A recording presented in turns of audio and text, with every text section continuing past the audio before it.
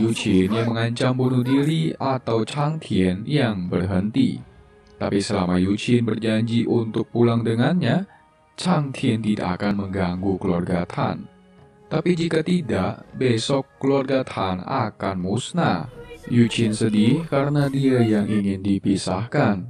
Tapi Tan Yin ini tidak layak untuk dirinya.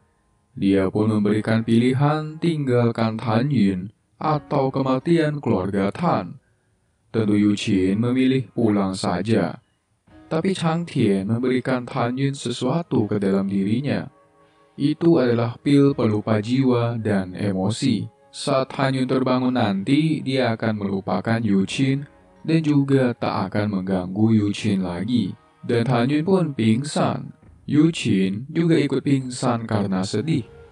Bagi Chang Tian, ini untuk kebaikan dirinya. Chang Tian pun mengancam jika mereka berani memberitahukan soal Yu Qin, maka seluruh kota Wanyue akan jadi lautan darah. Dan juga di keluarga Tan tidak akan pernah ada orang bernama Yu Qin. Semuanya tentu memberi hormat, bahkan Master Pai juga. Dan dia pun pergi. Master Pai mencoba mengecek Tan Yin, dan ternyata dia baik-baik saja. Mereka pun akhirnya pamit dari sana. Ayahnya pun menyuruh semua orang untuk tidak menyebutkan nama Yu Qin di hadapan Tan Yin. Akhirnya Tan Yin pun tersadar. Dia bingung dengan dirinya yang tertidur. Ibunya mengatakan dirinya yang tiba-tiba pingsan. Tan Yin pun mengatakan kalau 1 bulan kemudian dia akan membereskan masalah dengan keluarga Liu dan keluarga Setu, menghilangkan mereka dari kota Wanyue. Ayahnya tidak ingin Tan Yin terlibat karena sangat beresiko. Ayahnya yang akan mengurus semuanya. Tiba-tiba muncul pengawal yang melaporkan berita buruk. Orang-orang dari keluarga Liu menghancurkan toko-toko keluarga Tan mereka. Tapi untuk sekarang musuh ini lebih kuat. Mereka pun hanya bisa bertahan. Mereka hanya bisa bertahan untuk sebulan lagi. Han Yun pun ingin pergi ke Pavilion Yun untuk meditasi, dan dia pun ke sana. Di tengah jalan, dia bertanya kepada sang pelayan, siapa yang dulunya tinggal di sana? Kok bisa dia lupa? Sang pelayan mengatakan kalau di sana tidak pernah ditinggali. Padahal sebelumnya Yu Qin tinggal di sana, sedih sekali. Dan dia pun mulai berkultivasi, metode pemadatan aura Hongmeng.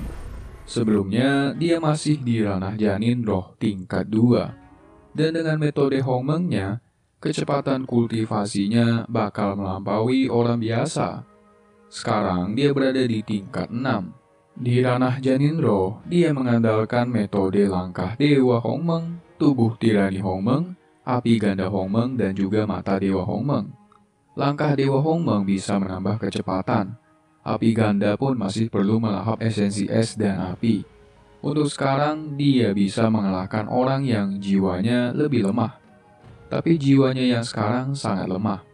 Melawan musuh yang sebanding, dia akan kesulitan. Dia pun berencana melatih tubuh Hongmeng terlebih dahulu. Dan proses pun dimulai. Dia akhirnya mencapai tingkat 1 tubuh tirani Hongmeng. Sekarang tubuhnya sekelas armor tempur.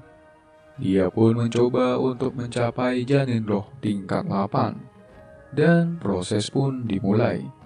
Sebulan pun berlalu. Di sisi lain, keluarga Liu yang muncul dan pertarungan pun terjadi. Tentu Patriark Tan kalah dengan kedua patriark itu. Patriark Liu heran dengan Patriark Tan yang tidak mencari bantuan ke patriark keluarga lain. Sangatlah bodoh. Tapi Patriark Tan hanya meminta satu hal, yaitu melepaskan orang-orang keluarga Tan-nya. Mereka tidak bersalah. Tapi para pengawal ini siap mati demi keluarga Tan. Hidup mati mereka untuk keluarga Tan. Tapi mereka ini masih memiliki keluarga. Kalau mereka mati, siapa yang akan mengurusnya? Patriark Tan pun menyuruh mereka pergi dari sini. Sangat menyentuh. Pepatah mengatakan memotong rumput sampai ke akar-akarnya. Mulai hari ini, semua yang ada di Mansion Tan akan mati. Kejam sekali. Tapi tiba-tiba muncullah Tan Yun di atas atap.